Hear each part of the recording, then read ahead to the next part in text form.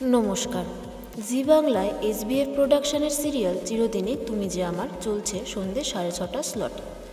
Opening থেকে দর্শকের মনে জায়গা করে নিয়েছে আর্য আর অপর্ণার এই জুটিটি।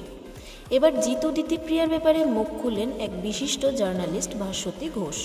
কি বললেন তিনি তার সোশ্যাল মিডিয়াতে নববর্ষের দিন নববর্ষের আগের দিন একটি পোস্ট করেন, আর সেখানে তিনি লেখেন যে চিরদিনই তুমি যে আমার ধারাবাহিকটা রোজ দেখছি। সব ধারাবাহিকই অল্প দেখি, তবে বিশেষ বিশেষ সময় আসে যখন একটা ধারাবাহিক নিয়মিত দেখি। যেহেতু এটি রিমেক, সেটাও দেখছি। ভীষণ ভালো লেখা, প্রতিটা চরিত্র দুটো স্তরে ভাঙা, কান্না হাসির দোলদোলানো একটা ভাব আছে, জীবনে যেমন হয়।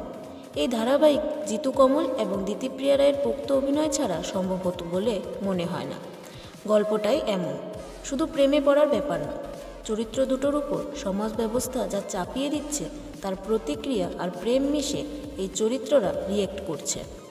তাই অনেক ধারাবাহিকে আনকোরা অভিনেতা অভিনেত্রীরা মানানসই হলেও এখানে সম্ভব নয়।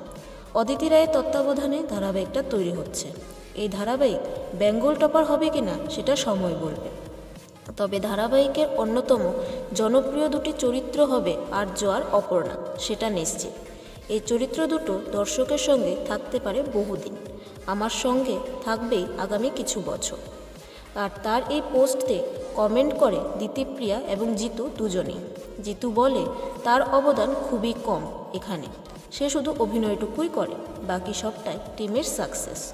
আর দিতিপ্রিয়া জানায় ওনাকে ধন্যবাদ। তো আপনাদের কাদের কাদের পছন্দের জুটি আর্য অপর্ণা সেটা আমাদের কমেন্ট করে জানাবেন।